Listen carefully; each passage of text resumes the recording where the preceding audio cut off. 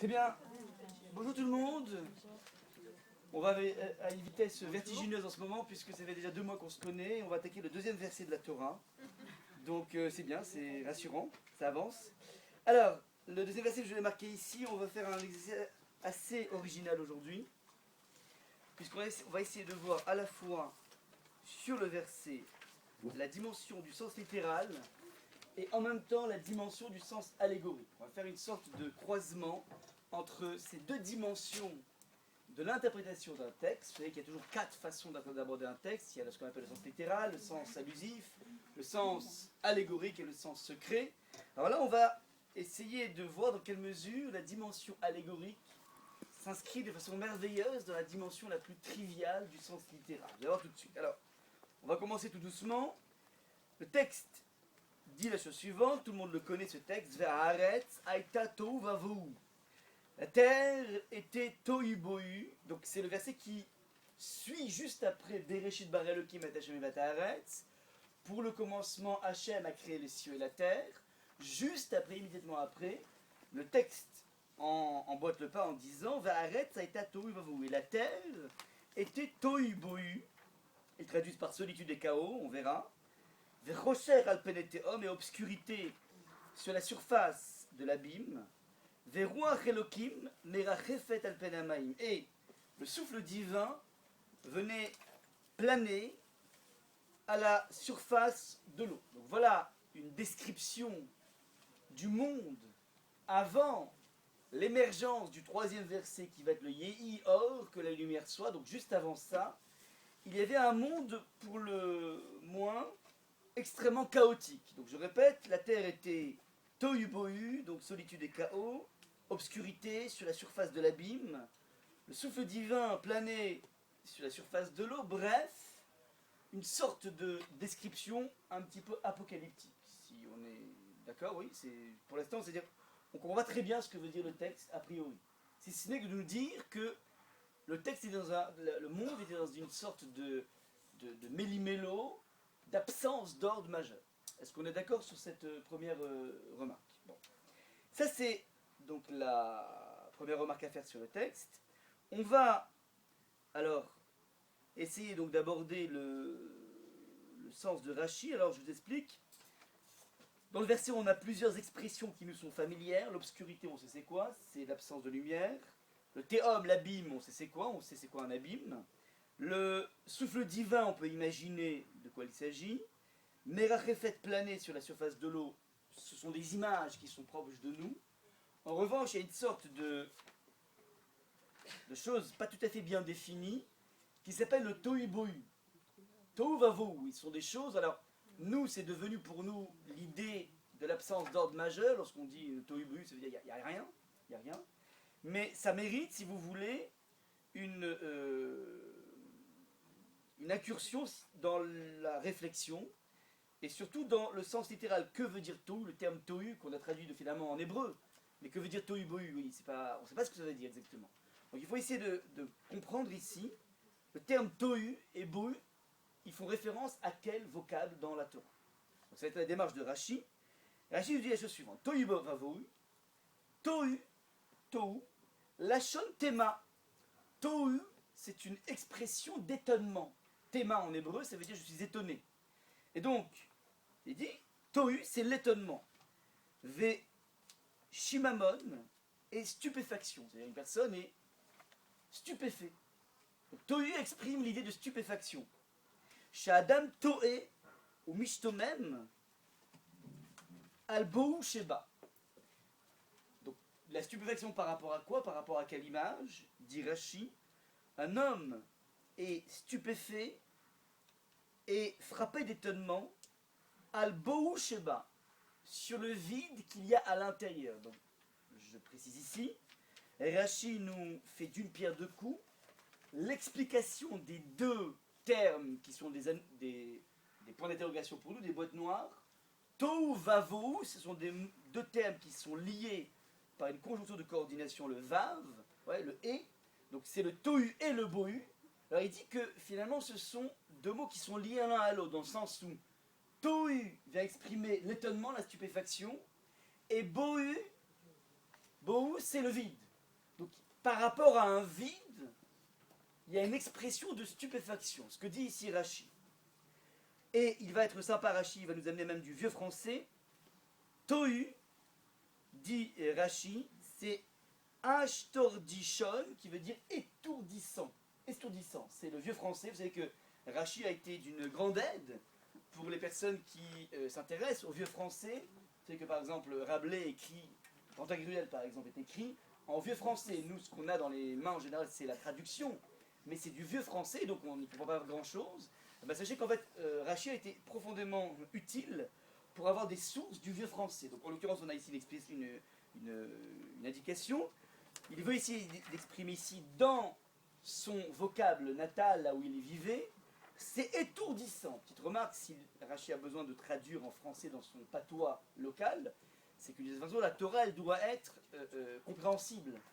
Elle doit être traduite dans le sens où on va trouver le mot qui va, dans notre référentiel, faire tilt. C'est le travail que fait Rashi ici. Donc, il veut dire que le terme ici est étourdissant.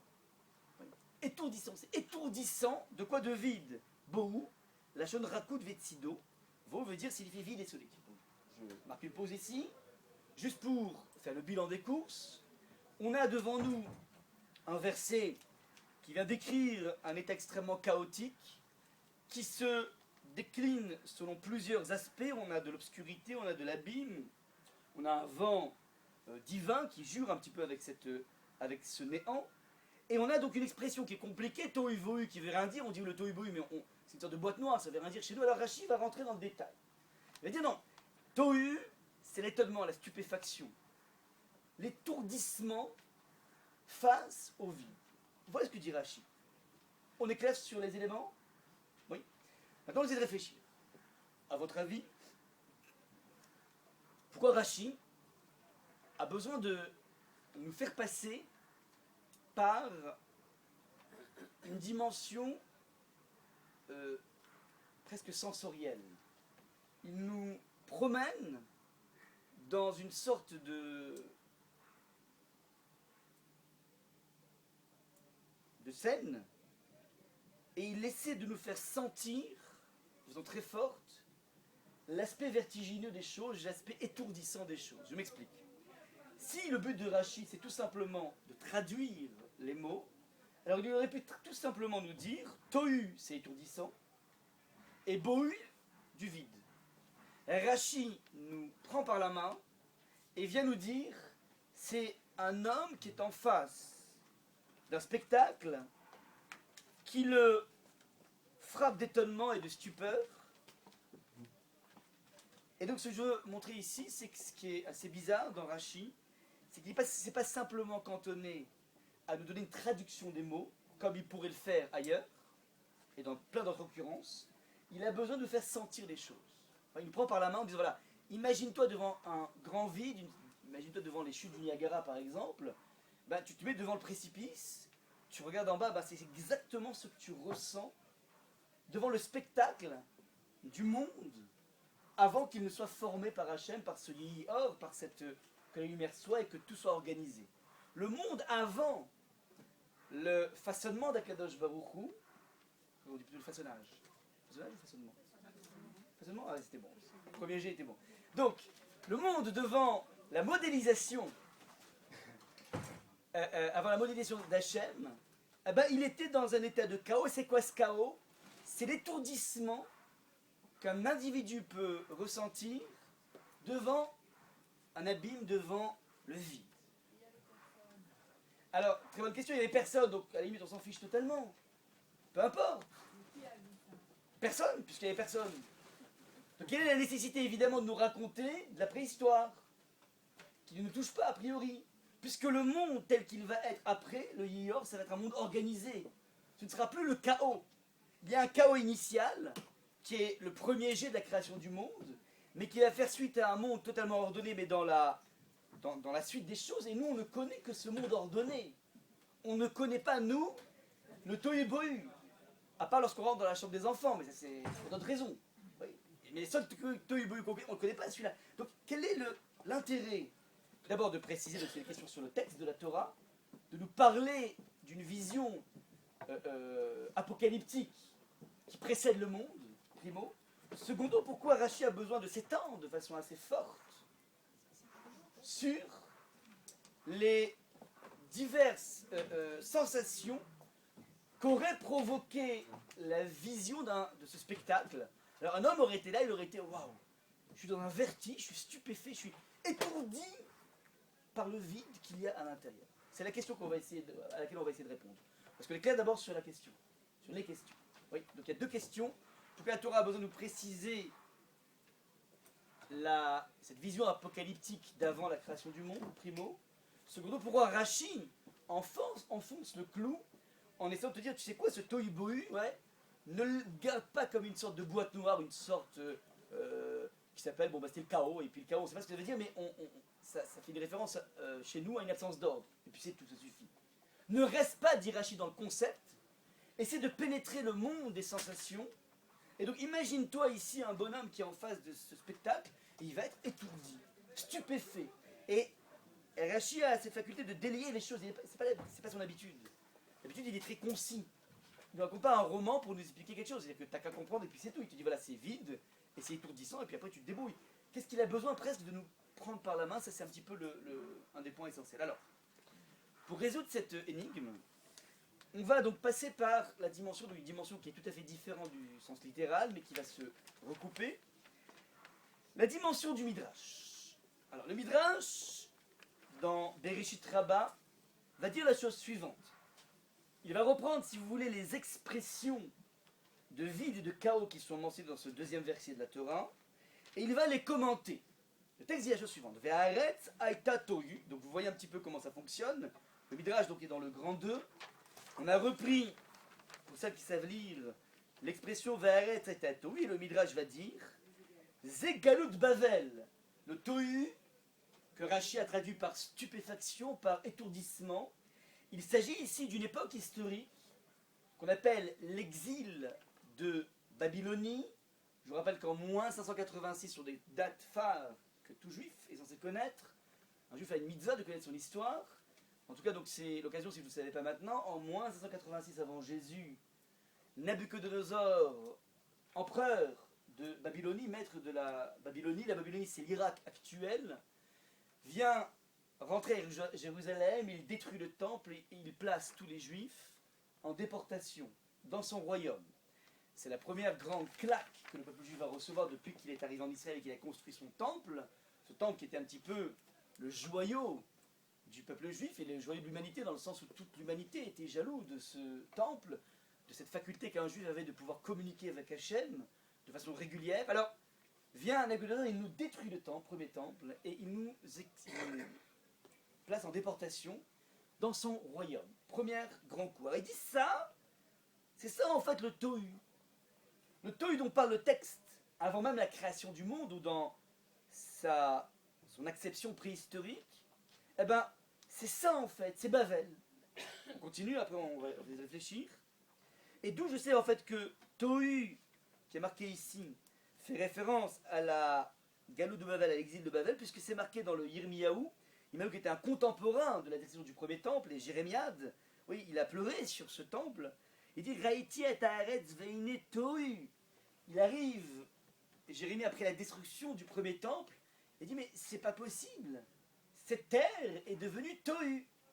C'est-à-dire tohu, ça veut dire, il utilise une expression alors qu'on traduit nous par tohu bohu, ça veut dire c'est devenu le chaos. Ouais, donc il arrive devant une sorte de Beyrouth, comme on dirait aujourd'hui. Il a dit en Beyrouth, mais il utilise un mot qui fait tilt. Il dit, c'est bizarre, mais ce mot, on le voit dans le deuxième verset de la Torah, c'est tohu. Ah, donc, ce que veut dire Jérémie, c'est la chose suivante, c'est que cette description du chaos initial, eh ben, on la retrouve maintenant, dit Jérémie.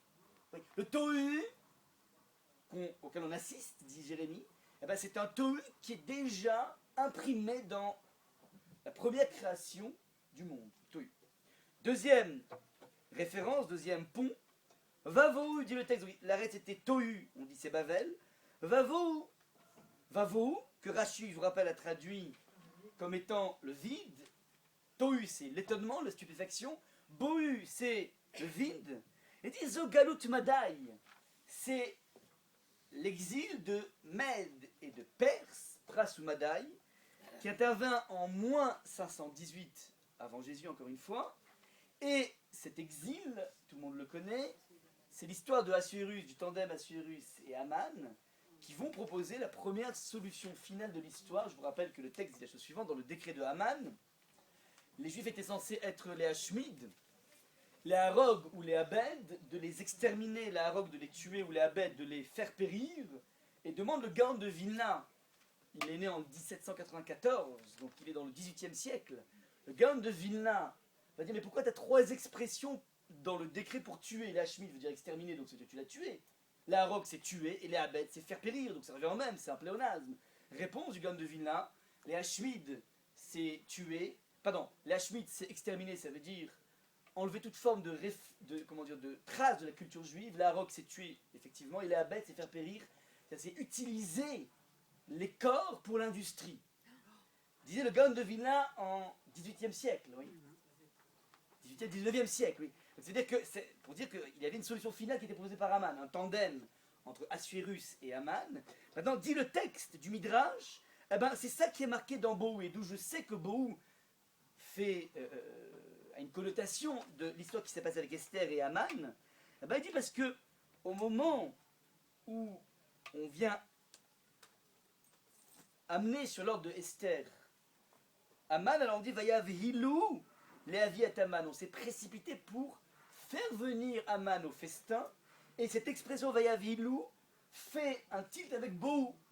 Et donc il y a une sorte de principe de cross-référence, pour ceux qui connaissent le concept en comptabilité. Il y a des cross-références, il y a des joints, il y a des ponts qui sont faits entre les mots, le mot de la Torah et le mot de la Megillah d'Esther, qui fait qu'en fait il y a une sorte d'idée qui est à véhiculer ici, qu'on va essayer de développer. Et donc c'est ce qui s'est passé, donc 68 ans exactement après la destruction du premier temple, on est à 2 doigts de pouvoir rentrer en Israël. On a eu nos visas pour rentrer en Israël en moins 518, pour reconstruire le temple. On avait eu une personne qui était très sympathique, qui s'appelait Cyrus, qui nous a aidés dans cette démarche. Et puis débarque par un changement politique, Achashverosh, qui lui va faire donc cette association avec Haman pour en finir avec ce peuple juif. D'ailleurs c'est intéressant, vous voyez que dans le début de la Megillah, Achashverosh va faire un festin la 3e année de son règne. Et les commentateurs demandent, mais c'est bizarre, en général, lorsqu'on est intronisé, ça dure, Obama, il avait fait ça au bout de 40 jours, la première fois, et là, il a fait ça hier, il n'a pas de temps à perdre. C'est qu'en général, un roi ou un empereur, il va falloir 3 ans pour faire une réponse.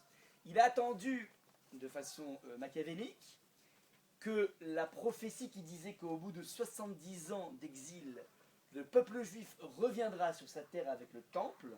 Il a vu que alors, il est arrivé lui 68 ans après cette prophétie. Il dit j'attends encore 2 ans. Si au bout de 2 ans, Hachem ne s'est pas réveillé, ça veut dire qu'il ne se réveillera plus. Et donc, je vais pouvoir attaquer le peuple juif. C'est la raison pour laquelle il va faire un festin. Et lorsque vous comptez le nombre d'expressions de noblesse et de richesse, la rot et osher kevod malchuto vatifet gedulato, pour exhiber la noblesse, la préciosité de tout ce qu'il avait. Bref, il y a 6 expressions, dit le Gaon de Vilna, de beauté, de rareté, de richesse, de somptuosité, bref. Eh ben, 6 expressions, et il a fait un festin de 180 jours.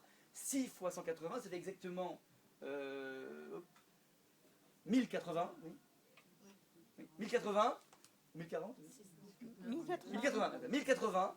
Dit le Gaon de Vilna, c'est exactement le nombre d'ustensiles qu'il y avait dans le Beth Amikdash. Ça veut dire que chaque jour, il sortait 6 ustensiles.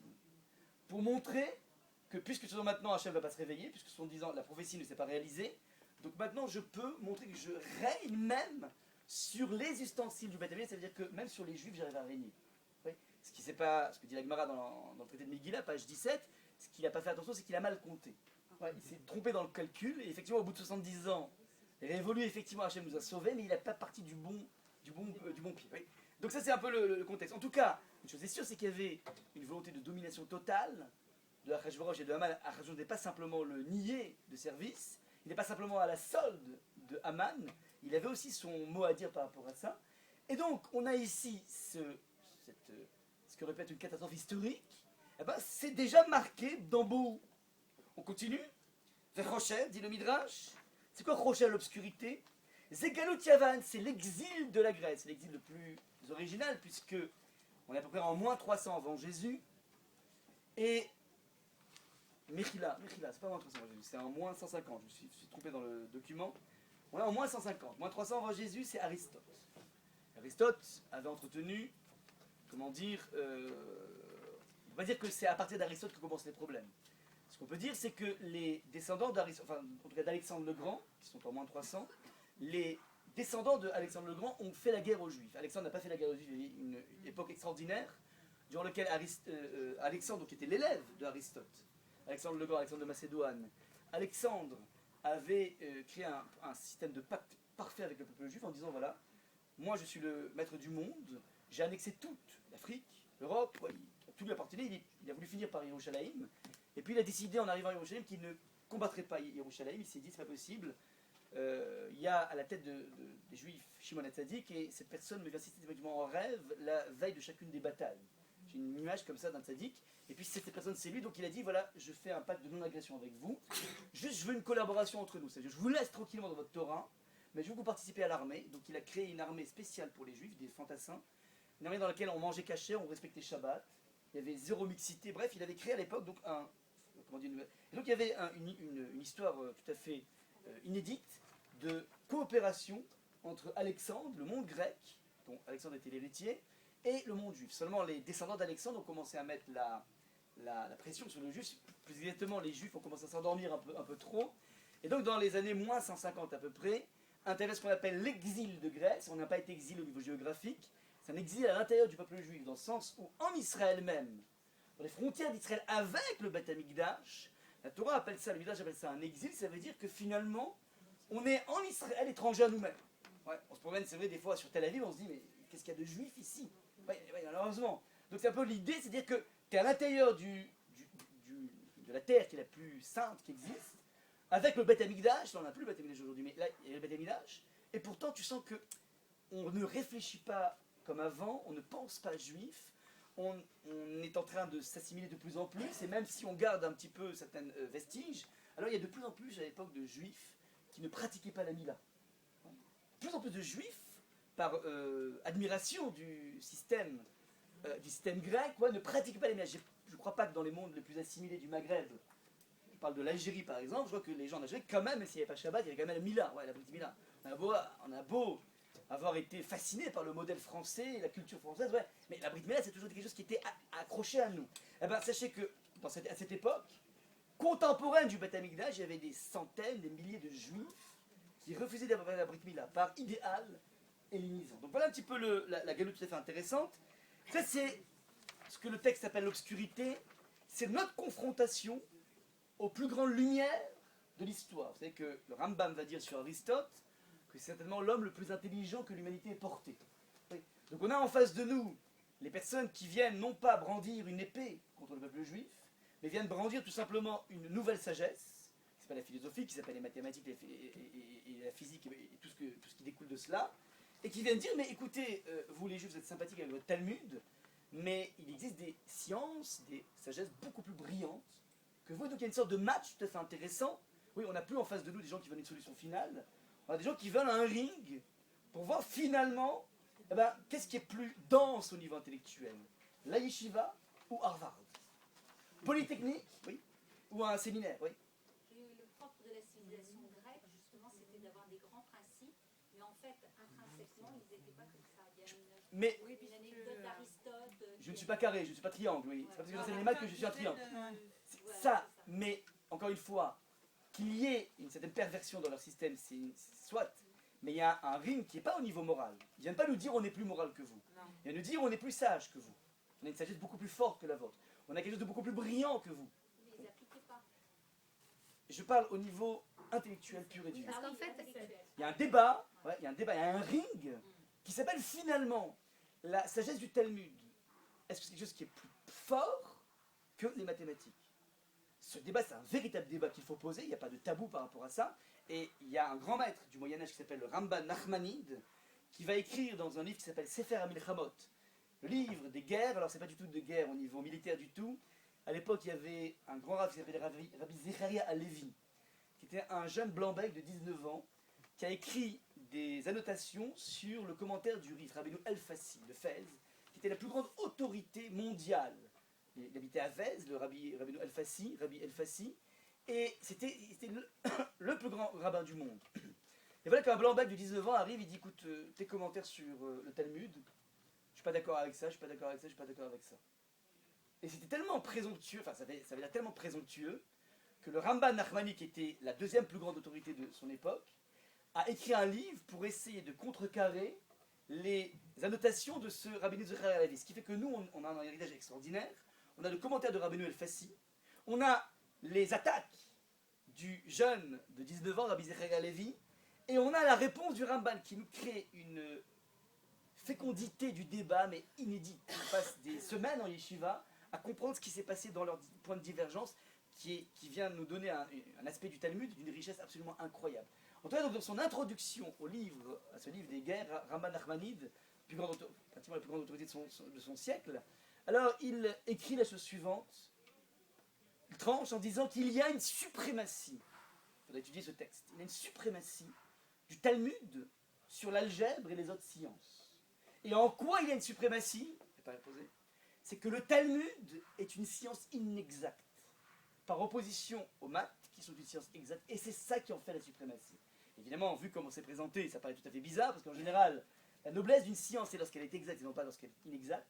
Et le Ramban va dire de façon magnifique, et c'est un texte qu'on essaiera d'étudier à Hanouka, il va dire que finalement c'est ça la suprématie du Talmud, c'est ce côté, en fait, il a expliqué qu'il entend par non décisif, non exact, qui fait la grandeur par excellence du Talmud, qui montre finalement le Talmud est une science qui est en train en permanence de se déployer parce qu'on travaille sur quelque chose d'infini, et donc systématiquement on ne peut jamais décider tous les contours de quelque chose par opposition mathématique. Excusez-moi, où il y a les sphères Torah, c'est ouvert, je ne sais pas si on peut laisser ouvert. Non, donc, ça c'est l'Achmed. Alors en tout cas, Rochelle, ça c'est en fait la confrontation avec le monde de la Grèce. Et enfin, Alpeneteum, dit le texte, sur la surface de l'abîme, Ze Galut Mamlechet Arisha. Ça, c'est l'exil de la royauté méchante. Alors, il a pris une périphrase, parce qu'il ne voulait pas dire Rome. Il ne voulait pas que le Midrash est écrit en 400, plus 400 après Jésus. S'il marque Rome, il aura des problèmes avec la censure. Donc il a dit, c'est la royauté méchante, chez En Lahem Chekel, Kemoateom, qui n'a pas de fin. Cette royauté méchante, Rome, le monde occidental qui a été mis en place à partir de Titus en plus 70 après Jésus, qui vient détruire le deuxième temple de Jérusalem et nous mettre en déportation. Depuis, on n'a plus construit ce temple. Alors il dit, ça c'est Théum, c'est l'abîme. Pourquoi on appelle ça l'abîme? Parce que dans un abîme, il n'y a pas de fin. Tu regardes l'abîme, tu dis, il n'y a plus de fin, c'est infini. Il dit, voilà, c'est ça en fait, cette galoute qui n'a pas de fin. Il dit, les méchants, les mécréants, les crapules qui mènent ce monde n'ont pas de fin, ils vont se reproduire en permanence et on sera toujours sous cette tutelle de ce monde occidental. Alors je vous donne une petite précision. Qui va être le nom de cet empire qui nous accompagne jusqu'à la fin des temps, jusqu'à la troisième Beth Amikdash? Cette galoute, d'après la plupart des maîtres du Moyen-Âge, il s'agit de Rome, Titus, donc le monde occidental, c'est-à-dire Esav, le royaume de Esav, sauf d'après le Ibn Ezra, un maître du Moyen-Âge encore une fois, qui lui donc était contemporain du Ramban, et va dire non, il s'agit de l'Islam, des enfants d'Ishmaël.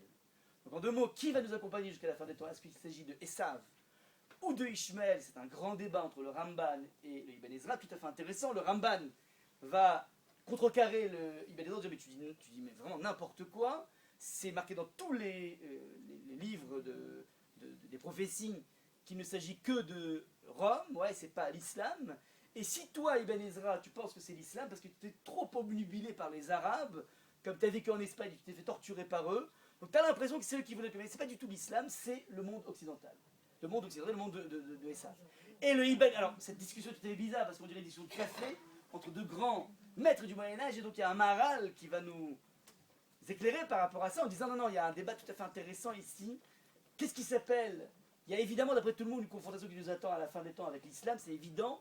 La question, c'est est-ce qu'on appelle ça une galoute ou bien autre chose? Et donc il y a toute une explication du Maharal qui va expliquer ce débat très houleux entre ces deux grands maîtres du Moyen-Âge. En tout cas, voilà ce que dit le texte de la Torah.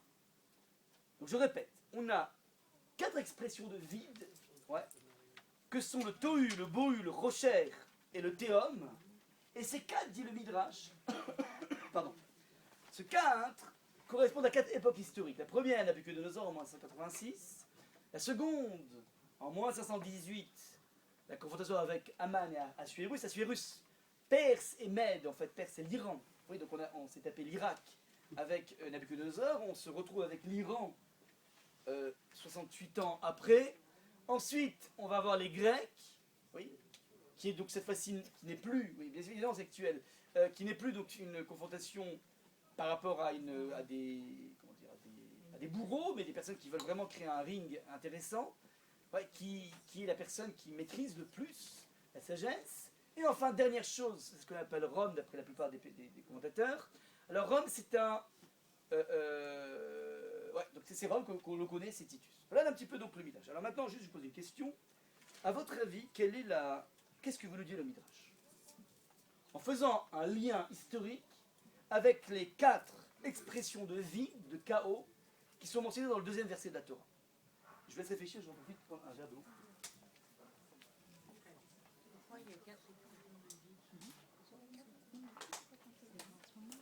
Que veut dire le Midrash? Je vous écoute. Vous pouvez répéter? Je répète. J'ai un verset de la Torah qui me parle de une vision avant que le monde soit façonné. Alors Hachem nous transmet la vision de ce monde avant le façonnement d'Hachem. C'est le 2e verset qu'on a vu, c'est un monde totalement chaotique, avec du vide, de la stupéfaction de ce vide, de l'obscurité, de la vie. Le Midrash attaque ce verset, enfin attaque, c'est-à-dire il prend son œil de commentateur, et il vient expliquer que chacune de ces expressions bizarres de vide, de stupéfaction, d'obscurité, toutes ces expressions correspondent à ces phases historiques des confrontations du peuple juif, qui sont des dates historiques. Ouais, moins 186, moins 518, moins 150, plus 70, ouais, ce sont ces phases historiques. C'est que ce qui est marqué ici, eh ben, va se retrouver historiquement. À votre avis, quelle est la recherche sous-jacente du Midrash? Il voudrait nous montrer que le monde sans la Torah est un monde dans le vide. C'est ça qu'il voudrait nous montrer en fait. Mais c'est marrant parce qu'après la Torah, on va rencontrer ce vide. Malgré la Torah, ces époques historiques interviennent après la Torah, après le Beth Amikdash. Et ils viennent détruire le Beth Amikdash, tous ces gens, ou le remettre en cause. Bah, à chaque fois que les gens ont failli, le Beth Amikdash est tombé. Bon, ça c'est ce qu'on voit dans le Midrash intérieur. Mais moi, ce qui m'intéresse, c'est le lien. Le Midrash, les yeux du Midrash sont écrits en plus 400. Parce que le Midrash dit, voilà, ce qu'on a vécu il y a quelques années, dit le Midrash, on est en plus 400, donc on a vécu ça il y a 2-3 siècles, ou 4 siècles, ou 10 siècles, et ben finalement c'était inscrit dans les premiers versets. Qu'est-ce que veut dire ici le Midrash? C'est qu'il y avait vraiment un projet. Pardon? Et alors? Ça veut dire, c'est quoi ce sens caché? C'est pas ce qu'on avait dit l'autre fois sur le projet de la création. Et voilà, le monde a été créé. Et donc? Et donc, ben, il va durer très longtemps jusqu'à... Et donc, je ne saurais pas comprendre le lien. Bah oui, du vide. Donc, vous voudrez dire peut-être que c'est une sorte d'annonciateur d'un vide. Non. Pourquoi non? D'un vide, au contraire. Du vide, le vide est annonciateur, lui, au contraire. Oui, ce tohu-bohu nous annonce des confrontations. Donc, il y aurait presque une vision prophétique de la chose. Ce que je refuse tout de suite, pourquoi? Parce qu'on ne va pas parler de prophétie si on est après l'histoire. C'est que on aurait été avant, je suis d'accord. Bah oui, c'est une vérification, pas plus. C'est un constat, c'est trop facile. Ouais. D'ailleurs, en général, tous les rabbins qui vous racontent des histoires et c'était prévu avec les codes et compagnie, c'est toujours a posteriori, jamais de l'a priori. Je sais pas si vous avez remarqué. Toujours a posteriori. C'est de la blague, quoi. Enfin, c'est de la blague, ça veut dire c'est mignon, mais pas plus, quoi. C'est qu'à l'exil, ce sera un mal nécessaire pour arriver à l'évolution de l'humanité et tendre vers la venue unique. Ça veut dire, excellent. C'est exactement ce à quoi je vais arriver. Dans le sens où, si je dis que je suis un observateur de ce qui se passe à travers un chroniqueur du peuple juif. Alors je dis, ben voilà, moi, chroniqueur du peuple juif, ben, je ne peux écrire que l'histoire d'un long martyrologue. Partout où on est, on se fait massacrer, on se fait brûler, soit d'olives, soit nous-mêmes, bref. Donc j'assiste, moi, à tous ces épisodes, moi, en 1986, voilà. C'est du Prozac quand tu regardes l'histoire juive, quoi. C'est pas possible, ouais, c'est déprimant. Bon. Et donc je pourrais me dire, mais quelle horreur, mais quelle galoute, mais quelle horreur cette galoute, cet exil dans lequel on est. Puis il y en a marre, et puis ici, et puis là on est oppressé de partout. Je peux avoir ce regard, un regard qui est un regard de la conjoncture. Maintenant, si le Midrash te dit, mais tu sais que toutes ces confrontations, en fait, sont déjà inscrites dans le texte de la Torah. Alors, il ne fait pas le coq, le Midrash, pour dire, ah, je le savais, parce que tu ne peux pas dire ça quand tu es en plus 400, ça n'a aucun sens. Donc si le Midrash nous le dit, ça veut dire que, de façon intrinsèque, ce sont des confrontations, ces 4 expressions de vide, d'obscurité et tout ça, sont des confrontations nécessaires au niveau historique. C'est-à-dire que ça nous oblige à regarder l'événement catastrophique de la destruction du temple en soi comme peut-être un tremplin pour grandir, peut-être. Oui, ça veut dire que c'est une toute nouvelle lecture de notre histoire, non pas en live qui s'appelle « Waouh, comment ça fait mal !» Jérémie qui va se mettre à pleurer. Il pleure, mais en même temps, il te dit ah, « Attends, mais 2 secondes, j'ai une maturité par rapport à ces pleurs. » Puisque lui-même va dire « Waouh, Jérusalem, c'est devenu Beyrouth, c'est le Tohu de l'époque. » Mais quand il dit ça, il nous fait tilt en disant « Fais gaffe !» Ça veut dire que le Tohu était quelque chose qui est une dimension initiale de la création, qui est peut-être une confrontation nécessaire du peuple juif. Et si on dit comme ça, alors d'un coup, on relit l'histoire avec un œil, je ne dis pas apaisé parce que les coups font toujours mal, mais un œil beaucoup plus constructif. Avec un final meilleur. D'ailleurs, Jérémie, Avec un final meilleur éventuellement. D'ailleurs, Jérémie, Happy end, toujours oui. Un happy end, mais même à l'intérieur.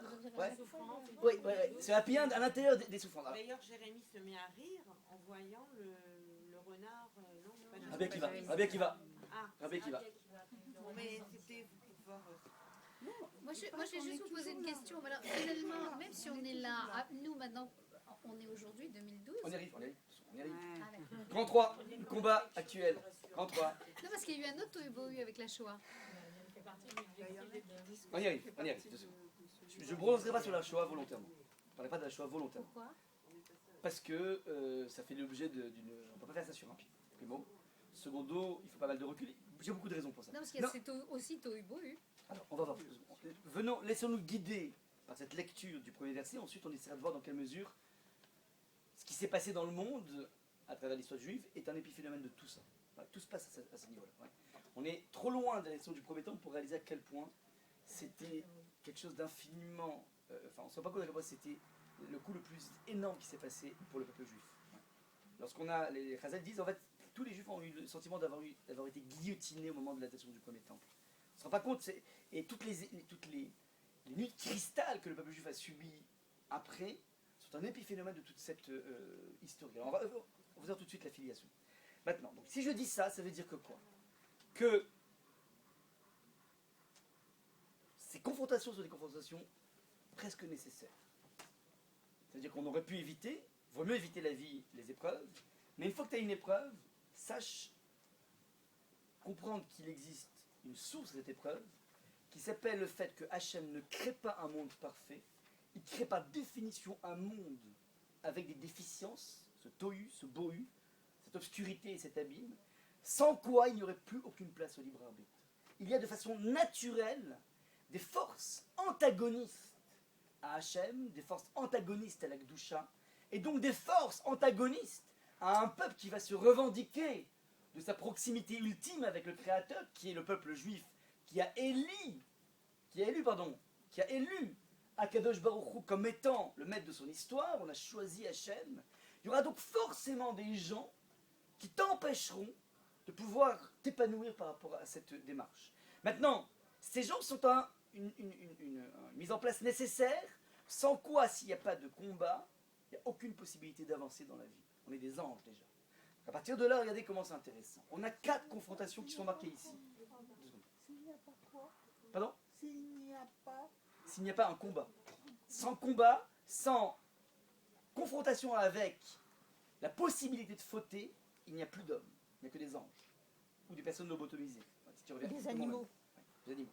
Maintenant, regardez comment c'est intéressant, on a ici 4 types de confrontations. Nabuchodonosor, empereur de l'Irak, enfin de Babylonie. On a Prasumadaï, on a Rocher à l'obscurité, c'est le monde des hellénisants. Et enfin, on a Rome. Et Chazal explique, le Maharal notamment explique la chose suivante. Ça correspond à 3 forces essentielles, les 4 correspondent à que 3. 3 forces essentielles antagonistes de tout épanouissement spirituel d'un individu, d'une personne qui a envie d'avancer avec Hachem. Il y a 3 choses qui peuvent l'empêcher d'avancer.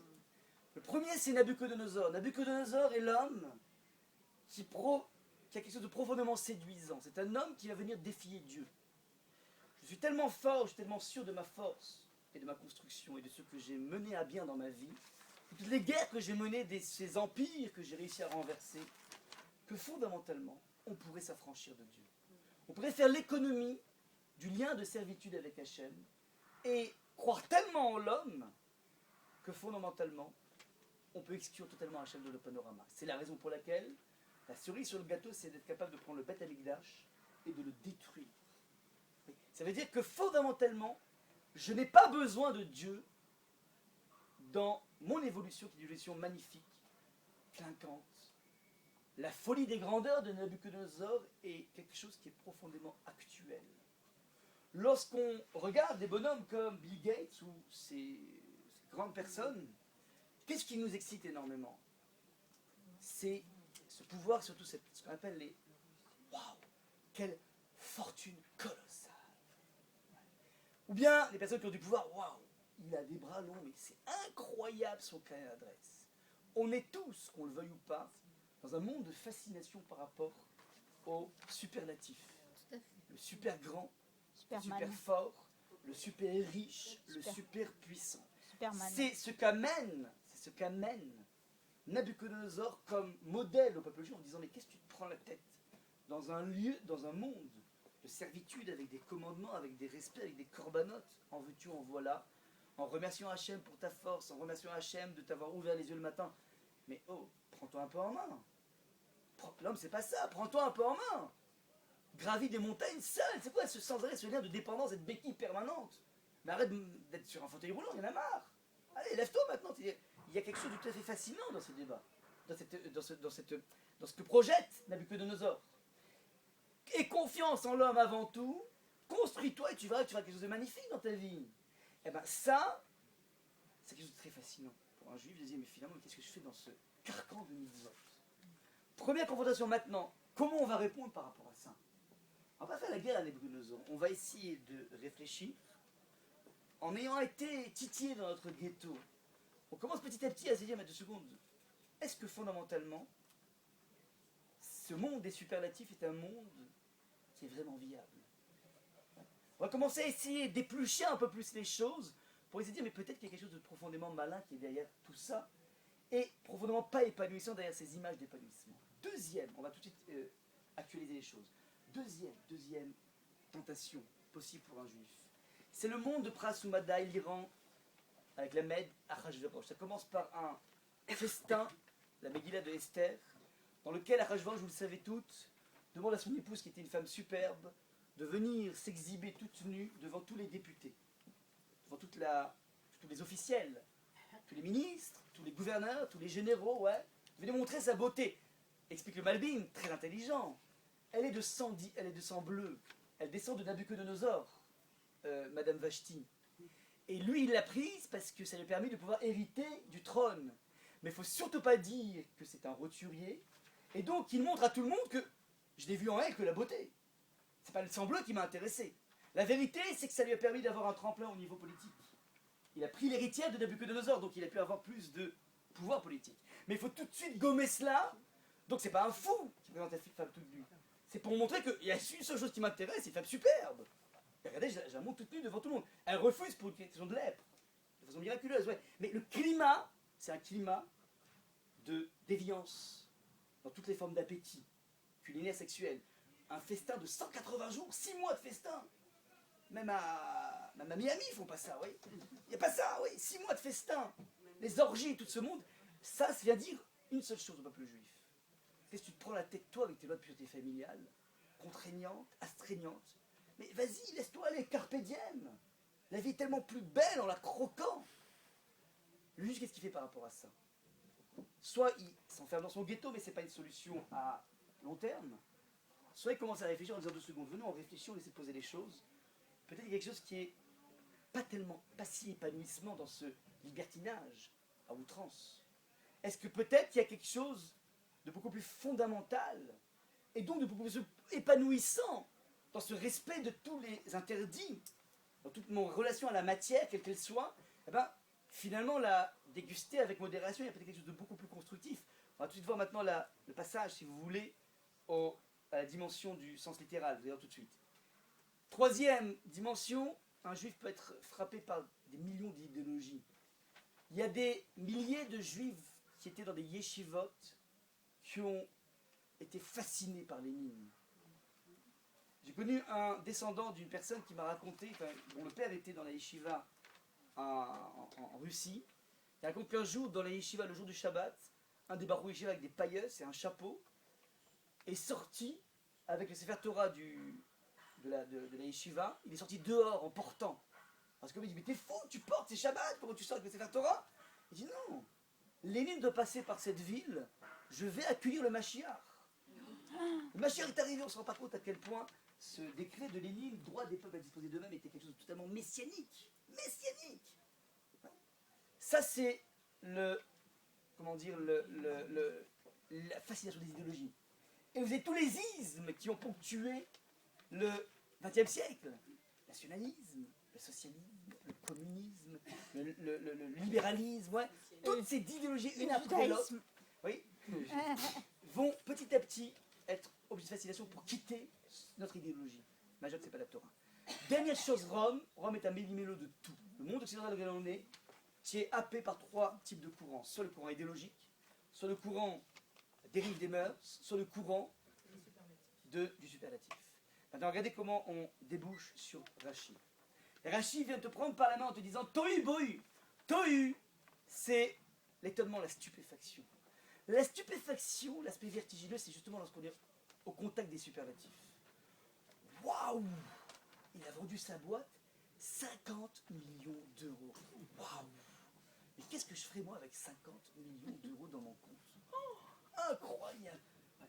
Ça, c'est le monde de la fascination, et ceci à tous les niveaux. Oui, le superlatif. On est Tohu, dit Rashi, va-vous! C'est en train d'être totalement stupéfié. C'est le monde de Nabucodonosor, le monde du super. Bigger is better, c'était les slogans de Big Blue, de IBM, dans les années 79-80. Après, ils sont allés à Small is beautiful. Petit, c'est mignon, oui. Mais au début, c'est bigger is better. Plus c'est gros, plus c'est grand, mieux c'est. C'est ça le monde américain, le monde, comment dire, le monde par excellence du superlatif. Ouais, à la Manhattan, vous voyez, c'est quoi le monde superlatif? Donc ça, c'est le monde dans lequel on est. Maintenant, vous, vide. Tu es tout simplement en train de t'émouvoir, d'être totalement étourdi par le vide. Et le vide, on a dit, c'est pas le monde des superlatifs, c'est le monde des mœurs, c'est le monde des dérives au niveau des mœurs.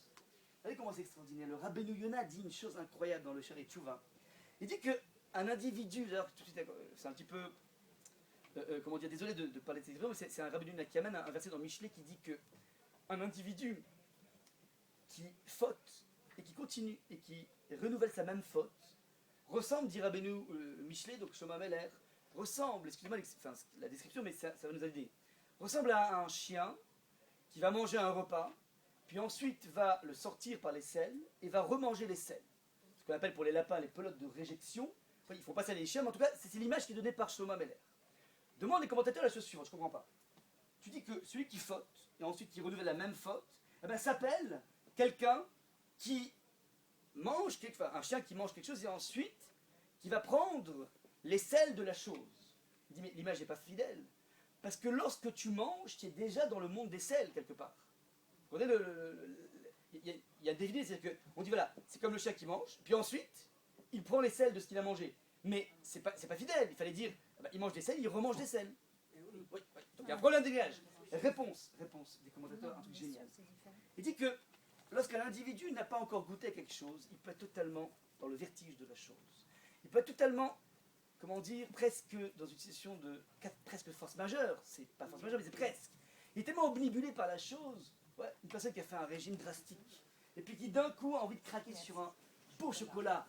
Ouais, eh ben, le plaisir escompté de ce chocolat est tellement puissant qu'il est totalement omnibulé par la chose. Mais il sait que manger un chocolat, ben, c'est 2 heures de Zumba qui vont partir à la poubelle. Et, il a une sorte de dilemme comme ça, mais il craque.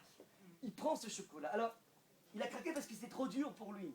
Maintenant, juste après avoir dégusté, il se dit waouh, finalement, est-ce que ça en valait vraiment la peine? Je ne dis pas que c'était pas bon. Excellent, un excellent chocolat. Mais ça en valait pas tellement la peine. Ceci est le mécanisme de tous les péchés mignons. Tous. Quel que soit le domaine, ouais. Maintenant, d'idée, lorsque vous laissez l'histoire dans la Torah du soldat qui va craquer sur une belle femme, et dont on va lui donner un cadre de possibilité de réaliser son fantasme.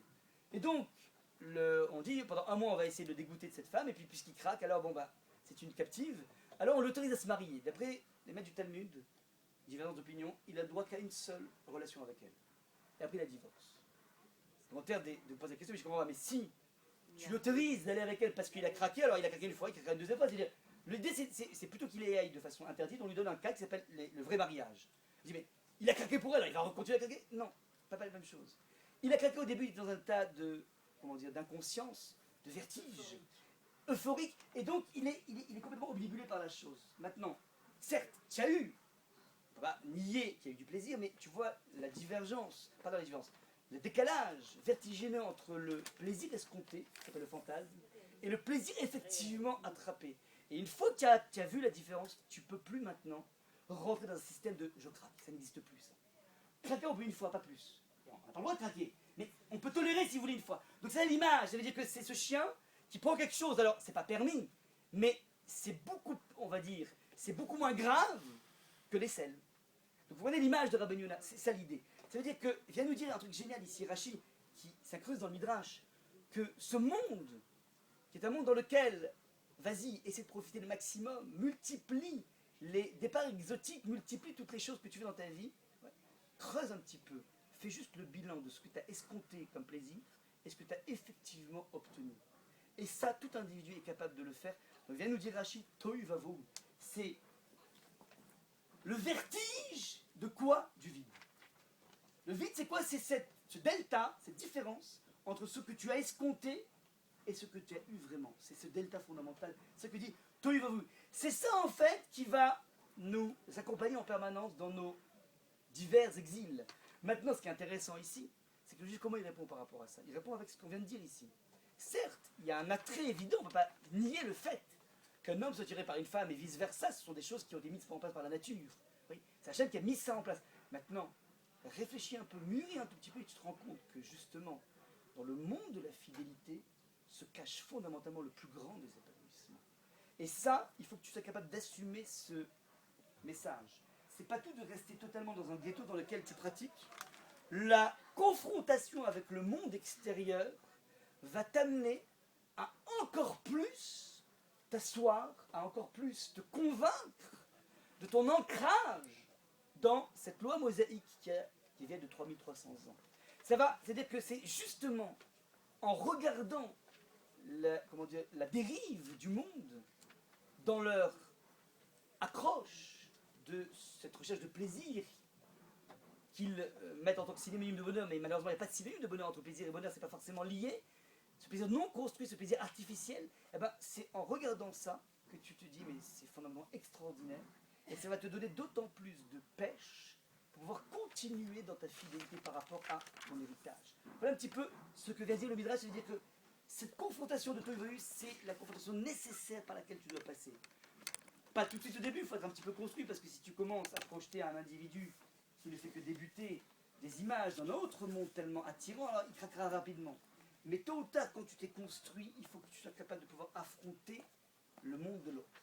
Troisième chose, toutes ces idéologies extraordinaires dans lesquelles on va parler d'humanisme, on va parler du respect de l'autre, on va parler de beaucoup de choses qui, fondamentalement, les sociétés les plus avancées ont créé les plus grands des génocides, on atteste. La société la plus cultivée, l'Allemagne a créé le plus grand des génocides de l'histoire. Ça veut dire que petit à petit, tu vas creuser, tu vas voir que cette idéologie dans laquelle nous on est placé, depuis Moshe Rabbeinu, depuis Adam Arishon, depuis Abraham, une idéologie qui est beaucoup plus puissante, qui vient mêler à la fois les idéaux extraordinaires et la pratique extraordinaire. Petit à petit, tu vas t'affronter. Plus que ça, notre confrontation avec le monde extérieur va avoir un côté positif, dit le Rav Tzadok HaKohen, on finira là-dessus. Il dit que, d'après les sources de Chazal, une des raisons pour lesquelles on n'est pas tous en Israël encore, on a tous été dispersés à travers les nations, dit les paroles de Chazal, c'est pour aller récupérer les neshamot, les âmes de non-juifs qui veulent se convertir. Ouais, t'as des juifs à Shanghai, bah, ça a créé des gens qui ont envie de se convertir, t'as des juifs en France, des gens qui vont vouloir se convertir en France, bref.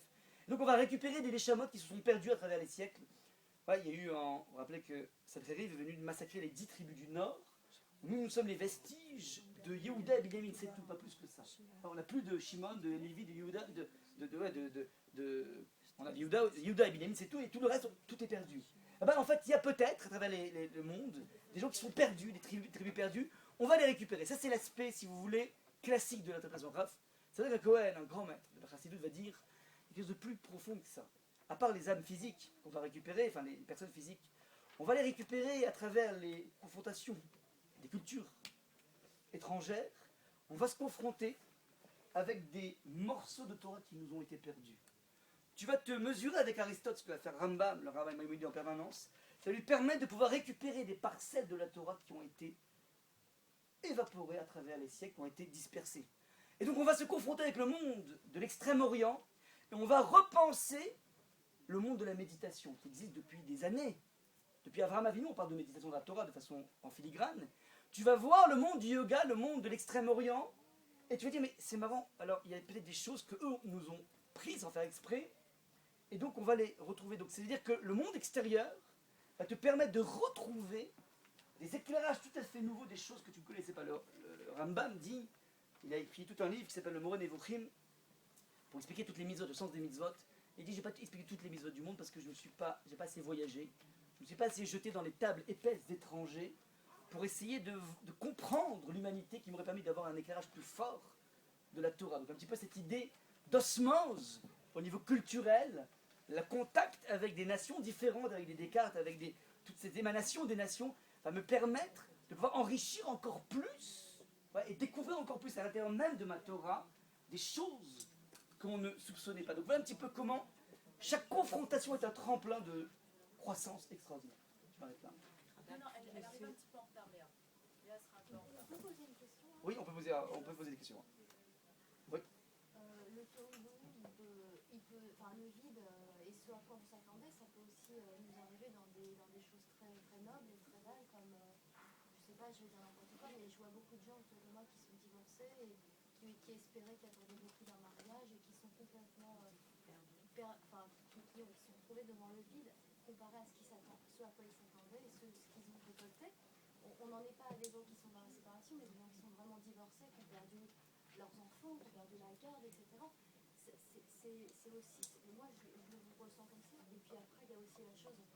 C'est-à-dire essayer d'utiliser cette situation qui pourrait être une sorte d'apocalypse en tremplin. On peut, effectivement, il y a une idée derrière ça, ça veut dire essayer de capable. On passe notre vie à ça. Ce que vous dites au niveau personnel, c'est vous appliquez de façon personnelle une donnée qui est une constante de l'histoire juive, au niveau du peuple. On peut la vivre dans des choses. Oui, aussi, évidemment. C'est un principe avec toute confrontation, toute épreuve, dit le Netziv. Nisayon, je pense que c'est dit Nisayon en hébreu. Nisayon a une racine sémantique de Nes. Et Nes en hébreu veut dire trois choses. Nisayon vient de Nes, qui veut dire alors miracle. Étendard. Miracle, étendard. Vous savez, ce sont les drapeaux qu'on mettait dans le désert. Et quoi encore? La bannière? Non, et en fait, épreuve, tout simplement. Ouais, épreuve. Et quoi? La racine de Nes, ça va être l'épreuve. C'est-à-dire que fondamentalement, dans une épreuve, se cache. Un miracle. Il y a une nef. Pardon? Il y a épreuve. C'est Nisayon. Ah, Nisayon. La racine de Nisayon provient de miracle et de étendard. Ouais. Maintenant, c'est quoi l'idée de miracle et d'étendard? Ça veut dire que dans toute épreuve, lorsqu'on l'apprend en début, on est fouetté par l'épreuve et on a l'impression qu'on ne pourra jamais s'en sortir. Un minimum de reconnexion avec Hachem te dit que si je l'ai eu, c'est que je suis à la hauteur, un point, c'est tout. C'est un axiome de croyance d'un individu en Hachem. À partir de là, je ne sais pas d'où viendra l'issue. J'ai exploité tous les avocats et j'ai exploité, mais je sais qu'il y a une issue. Déjà se dire ça te donne une petite lueur. Oui. Cette lueur, ce sera un miracle, parce qu'a priori, il n'y avait aucune raison qu'on puisse s'en sortir. On appelle ça le miracle. Mais une fois que tu as goûté à ce miracle, tu peux ensuite brandir un drapeau qui s'appelle waouh. Et ça, c'est la vie d'un homme. On passe notre vie dans des épreuves, on arrive à se relever par rapport à ces épreuves, et puis on acquiert ce qu'on appelle la maturité. La maturité, la sagesse de la vie, c'est ça, c'est l'étendard.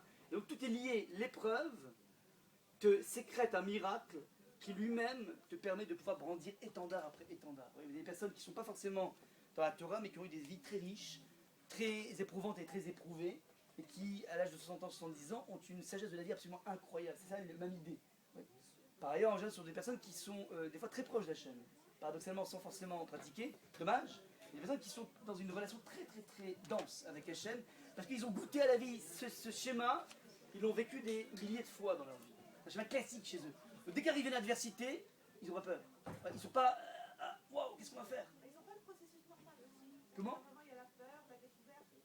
Non mais, ouais, parce que, ils l'ont créé ce processus. Ouais, c'est un processus normal, eux ils sont devenus anormaux. Ouais, non, non.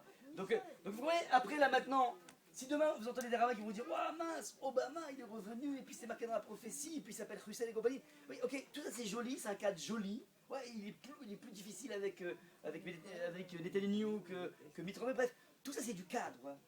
Je sais de toutes les façons que ce qui m'intéresse, moi, à mon niveau, c'est pas la macroéconomie, parce que c'est pas dans nos cordes, c'est qu'est-ce que moi, je suis capable de faire par rapport à cette confrontation permanente aux 4 exils, aux 3 exils, parce qu'en fait, Rome, on a dit, c'est le milieu de tout. On a toutes les tendances qui sont liées.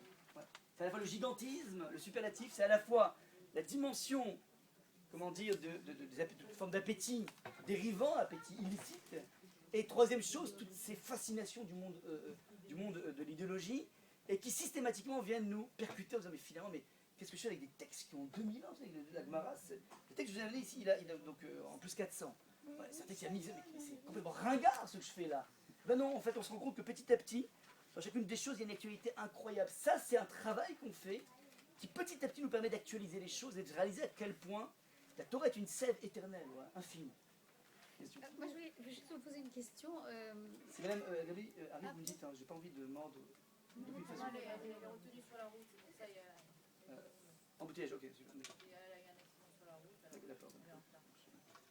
Moi, je voulais juste vous poser une question, en fait, pas par rapport à ça, mais en général. Alors, effectivement, il y a s'éloigner, en fait, de ce monde matériel qui peut, effectivement, avec ses superlatifs, nous embrouiller. J'ai pas dit s'éloigner, Mechila, j'ai pas dit s'éloigner, justement. Ça, c'est la technique chrétienne. Je me coupe pas. Je reste à l'intérieur. Alors, Je suis en face. Quel est le rôle du Je suis juif dans en face des slogans, comment dire, des affaires DSK Co.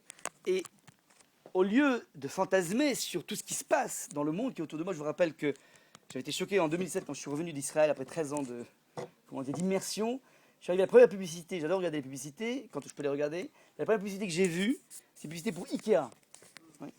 Et en 2007, août 2007, vous pourrez vérifier sur Google, ils sont mis à vendre pas simplement que les canapés